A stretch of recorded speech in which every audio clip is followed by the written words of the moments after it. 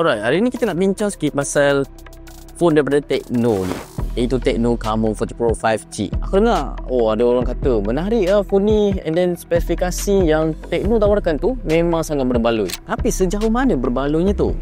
Jom kita kupas satu-satu. Pertama sekali bila aku tengok phone ni, memang rasa premium sangat. Tecno Camon 40 Pro menggunakan desain Swan Neck yang nampak elegan, yang mana lengkungan lembut pada bahagian belakang smartphone tu memberikan sentuhan artistik yang sangat unik. Waktu awal-awal aku hands on and then sekilas pandang dekat phone ni, aku ingatkan dekat bahagian body ni yang warna hijau yang nampak menonjol, tapi sebenarnya setup kamera tu yang nampak menonjol. Mungkin disebabkan warna pada bahagian lengkungan ni dia buatkan nampak mata kita ni tertipu lah. Konon ingatkan yang bahagian body ni yang nampak menonjol. Rupanya kamera setup dia ni, dia punya kawasan dia ni yang lebih bump sedikit daripada yang body ni. Dan pada bahagian sisi ni juga terdapatnya volume rocker dan juga on off button. Dan kalau korang perasan dekat bahagian kiri terdapatnya satu butang tu warna orange ataupun yang dipanggil dengan one tap button untuk korang berinteraksi dengan AI Tecno yang itu dipanggil Ella.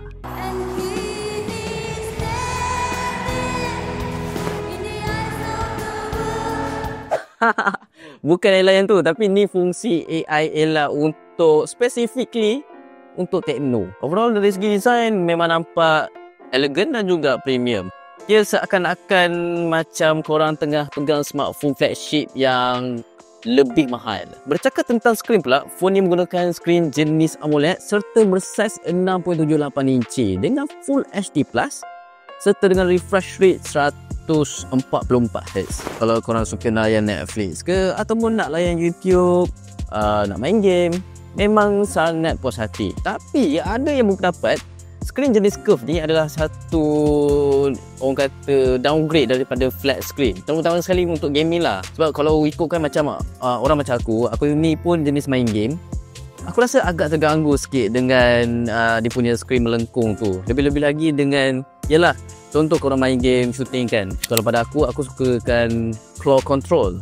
So bila claw control at the top of this side, so aku akan tekan-tekan macam tu. Dia agak mengganggu sikit sebab dekat bahagian ni dia macam turun macam tu. So pengalaman gaming tu memang membuatkan aku rasa sangat tak berpuas hati lah. Dari segi performance pula, Tecno Camon 40 Pro 5G ni dia dijanakan dengan chipset MediaTek Dimensity 7300 Ultimate dengan RAM sehingga 12GB serta storan 256GB. Jadi kalau korang nak buat multitasking ataupun gaming, memang lancar je. Tapi kalau korang nak main game yang AAA games yang grafik high itu, contoh macam game Once Human ataupun Delta Force sekarang ni yang tengah trending, aku rasa memang agak struggle sikit lah untuk korang dapatkan setting yang agak tinggi. Korang memang tak boleh nak expect terlalu tinggi sangat sebab ni sebuah smartphone mid-range dan bukannya flagship. Tapi kalau korang nak juga main Delta Force tu, korang boleh setting grafik dengan yang paling rendah untuk dapatkan frame rate yang paling tinggi. Tapi kalau korang nak dapatkan grafik yang paling tinggi, of course FPS tu confirm drop. Sekarang kita masuk ke bab kamera. Phone ni dilengkapi dengan kamera 50MP Sony sensor LYT700C, kamera ultra lebar ataupun ultra wide dengan 8MP dan satu sensor AI tambahan pada bawah ni. And tak lupa juga selfie camera dengan 50MP dengan autofocus.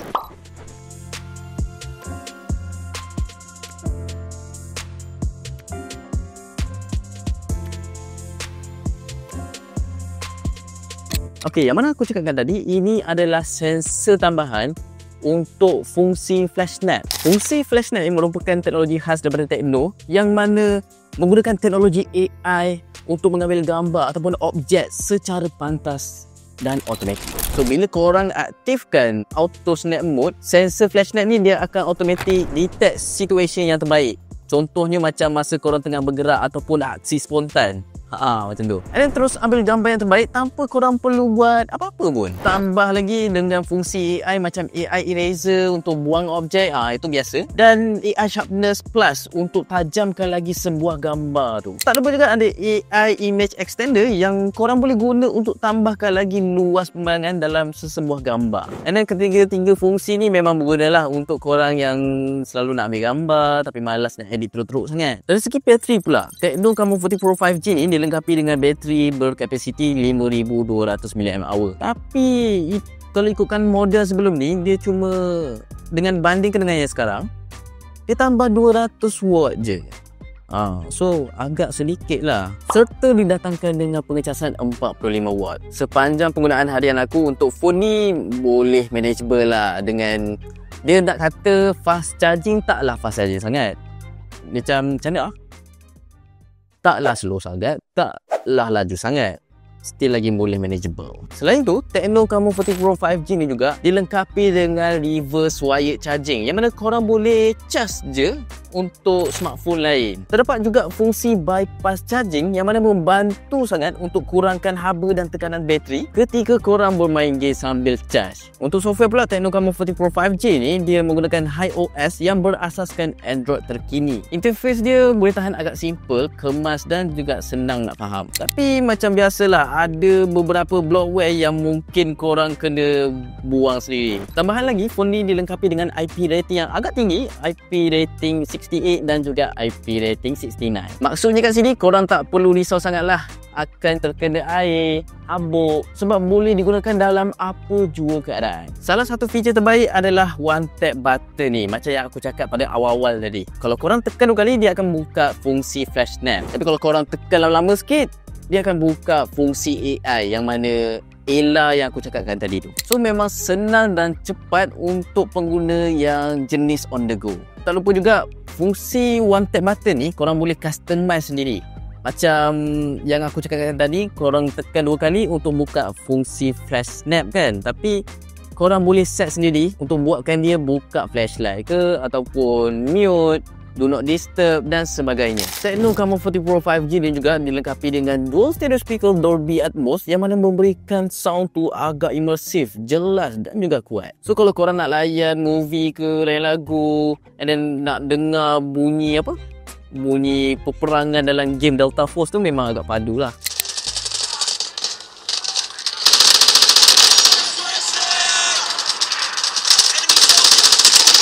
Kalau korang berminat, harga Tecno Camon 40 Pro 5G ni dijual pada tanda harga RM1,099 sahaja. Dengan spesifikasi yang aku telah sertakan tadi, agak-agak korang perbalukan tidak untuk korang dapatkan smartphone ni. Kesimpulannya, smartphone ni memang satu phone yang agak balance lah bagi aku. Dari segi screen, kamera, sampailah ke performance, semua tu cukup baik dengan harga yang reasonable. Kalau korang pengguna biasa yang nakkan spesifikasi mantap dengan harga mampu milik, mungkin ni antara pilihan korang. Tapi kalau untuk gamers, tak sesuai lah untuk korang main game dengan skrin jenis curve ni. Alright gang, itu saja dari aku kali ini. Dan kalau korang pengguna Tecno Camon 40 Pro 5G ni, jemput share sikit pengalaman korang di ruangan komen di bawah.